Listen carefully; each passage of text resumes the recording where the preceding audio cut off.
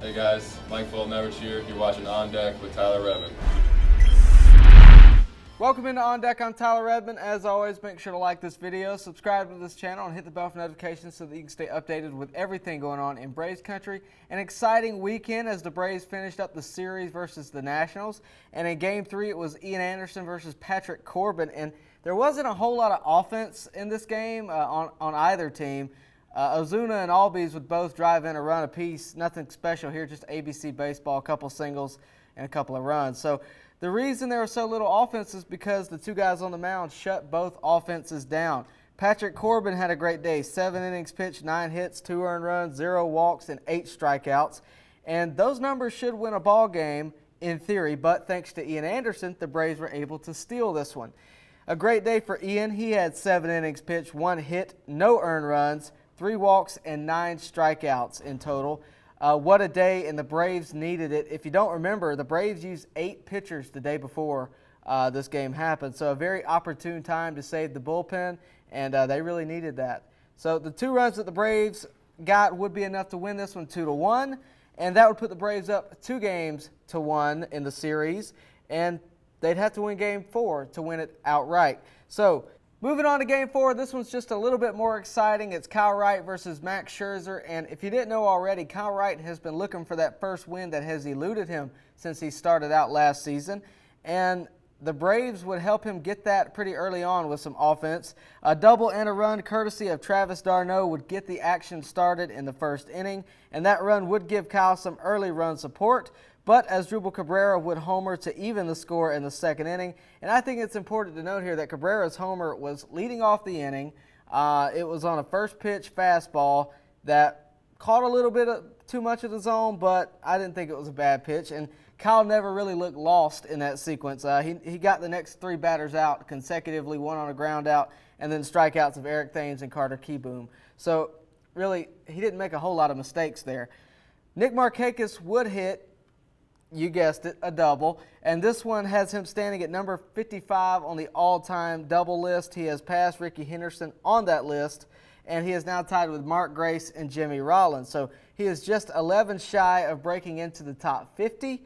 That double would also untie the game, making it 2-1 Atlanta. The Nationals would respond in the 4th, though, with a runner on third. Suzuki grounded into a fielder's choice. The throw was to home, and all hands were safe. They would score a run there to tie the game 2-2, and Wright did get out of the inning, only giving up that run. And the Nats would also string together 2 runs on an infield error by Ozzie Albies, and they would take the lead 4-2 in the later innings. So just as it was looking like Wright might not get the win, with 2 outs in the top of the 6th, Adam Duvall hit a 2-run bomb to tie the game back up 4-4, and that wouldn't be all. Riley would get a bloop hit to the right part of the infield, and then it would be Ozzie Albies who followed up with another 2-run homer to get the lead back. And to be fair here, Max Scherzer was up to near 120 pitches, so he was already nearing the end of his day. The Nationals were trying to get as much as possible out of him, and they looked for just a little bit too much, is what it seemed to me. So it worked out for Atlanta. They got 4 runs on the board in that inning, and that got the win for Kyle Wright. But he would return in the bottom of the 6th. No runs would score. He would finish his day with 6 innings pitched, 8 hits, 3 earned runs, 2 walks, and 4 strikeouts. So the biggest thing for Kyle here is that he got the monkey off his back. He got his first big league win, and hey, he beat a Hall of Fame candidate in Max Scherzer to do it. Congratulations, Kyle. Way to go. Hopefully there'll be many, many more down the road. But the Braves' offense was not done in this game. At the top of the ninth, they would add some insurance. Ozuna would drive in a run on a base hit to left center, and d'Arnaud would drive in a run on a ground ball into a fielder's choice. That run would score, though. Braves take the series 3-1. They are 21-19 on the year. They still reside in first place. They have 13 games left in this regular season, but they're about to make a lot of moves to better their staff. One we know for certain that is returning is Cole Hamels. He will be pitching Wednesday. They're adding Tookie. He will be pitching tonight. What is uncertain is who is pitching tomorrow night, and that's where it gets interesting. So, as you already know, they brought Sean Newcomb back. He has not seen an appearance yet. Could he start that game? That is certainly a possibility. I think that could depend on whether or not we see him tonight in relief, or maybe the Braves just have someone else in mind, because I question why they haven't named a starter already. You see where I'm going with this. I think the Braves may go ahead and pull Mike Fulton-Everett up either today or tomorrow, and The postseason roster eligibility deadline is tomorrow by 11:59 p.m. So it's here, ladies and gentlemen. Things are about to get very, very exciting. The 40-man roster has got to carry the Braves through the rest of the season and through the postseason. Hopefully, they're going to make some good changes to carry them deep into a postseason. They've been testing arms. Tookie tonight, maybe Sean Newcomb tonight. Folty tomorrow is a possibility, and of course, Cole Hamels on Wednesday. It's time to show what they've got and the adjustments they've made. We'll see what happens, but one thing's for sure, even if nothing happens outside of Cole Hamels and Tookie Toussaint, things are about to change in the starting rotation, even with just that. But I see no reason why Foltynewicz couldn't be called up.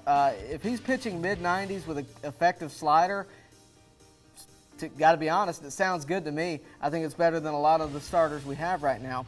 And Folty, when he's hot, he's really good.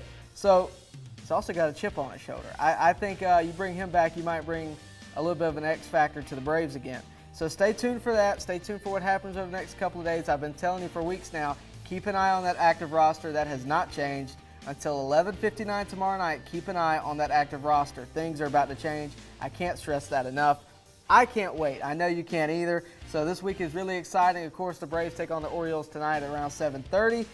So to keep up with everything going on in Braves country, that recap will be here tomorrow. And of course, I'll tell you everything going on with the roster. Make sure you like this video, subscribe to this channel, hit the bell for notifications. And of course, you can follow me on social media, Tyler Redmond, at BubblegumJesus on Twitter and Instagram. Thanks for watching, guys. I'll see you next time on deck.